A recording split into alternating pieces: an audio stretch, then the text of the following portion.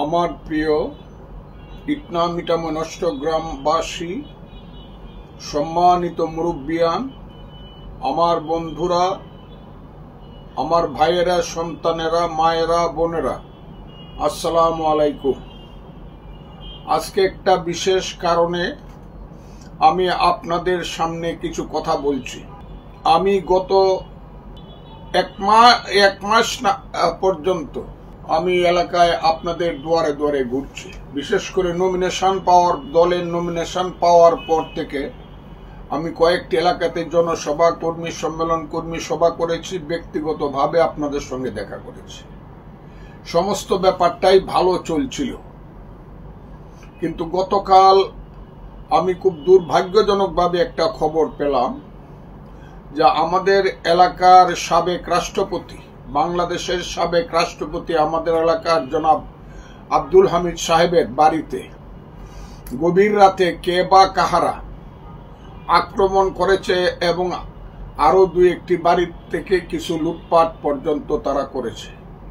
আমি এটা গভীর নিন্দা জানাই এবং এটা আমি বিচার দাবি করছি। কে বা কাহারা এটা করেছে, আমি পুলিশ প্রশাসনকে আমি আহ্বান করছি, আপনারা দয়া করে এটা খুব দ্রুত দেখবেন। আমার দলের হোক, যে দলেরই হোক, নেতা বা কর্মী যেই হোক, আপনারা যারা যদি অন্যায় কেউ করে থাকে তার বিরুদ্ধে আপনারা অ্যাকশন নেওয়ার চেষ্টা করবেন।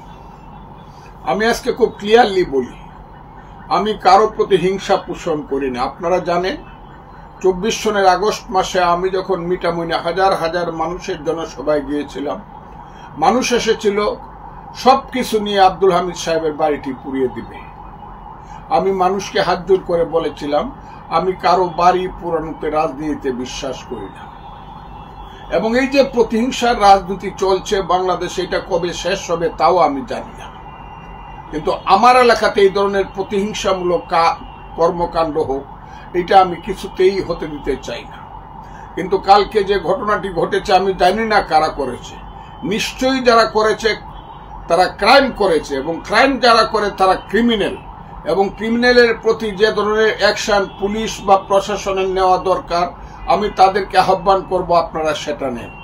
কিন্তু আপনারা ইনভেস্টিগেশন করতে গিয়ে যাতে নির্দোষ মানুষ কোনো কারণে এটার শিকার না হয়, অন্যায়ের শিকার না হয়, এই ব্যাপারটা আপনারা লক্ষ্য রাখবেন।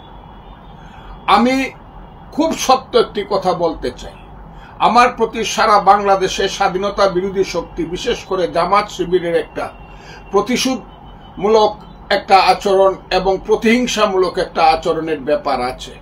কারণ আমি তাদেরকে মুক্তিযুদ্ধের বিরোধী কথা বলার কারণে এবং আলবদর রাজাকার হয়ে 71 সনে তারা যা করেছিল তারা এখনো ভুলতে না পারার কারণে একমাত্র ব্যক্তি আমি গলা উঁচু করে নির্ভয়ে নিঃসংকোচে মৃত্যুর মুখোমুখি হয়ে জামাত শিবির এবং আলবদর রাজাকারের সন্তানদের বিরুদ্ধে কথা বলে যাই।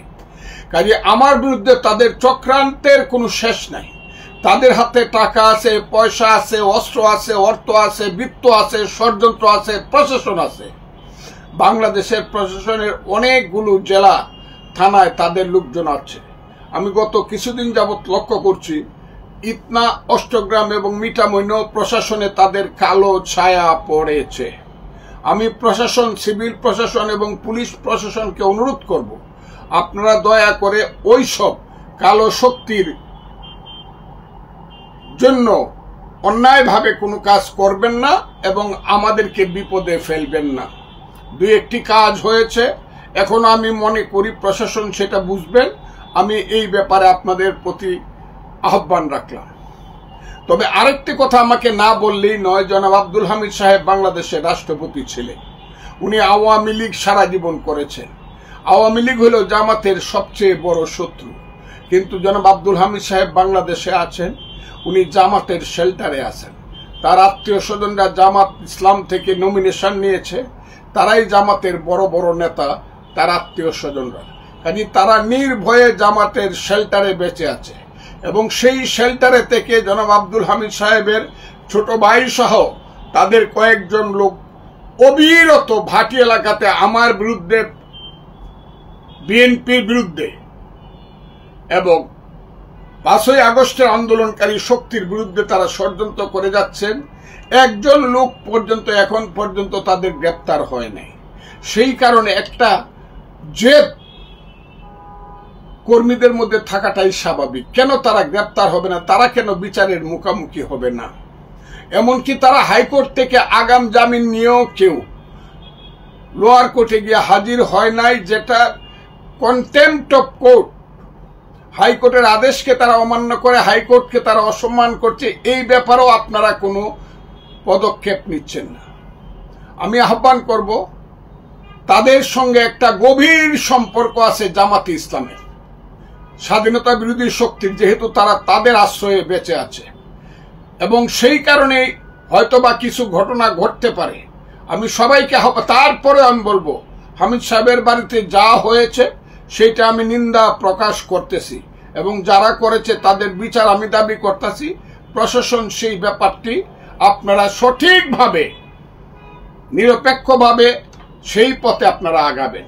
আমি আগামী শুক্রবার 21 তারিখ প্রথমে আসবো ইটনা থানার রায়টুটি, 22 তারিখ শনিবার, তারপরে আসবো গুপদিঘি, মিঠামইনের গুপদিঘি, 23 তারিখ রবিবার আমি আসবো অষ্টগ্রামের দেওঘর। এই 3 দিন আমি এলাকায় থাকবো। আমি সবকিছু দেখবো, আপনাদের সাথে মিলেমিশে সবকিছু বুঝবার চেষ্টা করব। আমি প্রশাসনকে আহ্বান করব, আপনারা দয়া করে নিরপেক্ষ থেকে আপনারা হাওর অঞ্চলটা আপনারা বুঝেন। 130টা সেন্টার আছে, 30টা ভোট কেন্দ্র আছে। সবাই মনে করে 130টা ভোট কেন্দ্রেই দানেশ শীষ পাশ করবে, বিএনপি পাশ করবে, ফজলুর রহমান পাশ করবে। কাজে আপনারা বুঝে শুনে কাজ করবেন। অনর্থক ওইসব স্বাধীনতা বিরোধী শক্তির ষড়যন্ত্রের সহযোগী আপনারা হবেন না। আপনাদেরকে আমি হাত জোর করে অনুরোধ করছি, এটাই আমার কথা। নেতা কর্মীরা ভালোভাবে কাজ করেন, আমি আপনাদের প্রতি আহ্বান জানাচ্ছি। খুদা হাফেজ, আসসালামু আলাইকুম।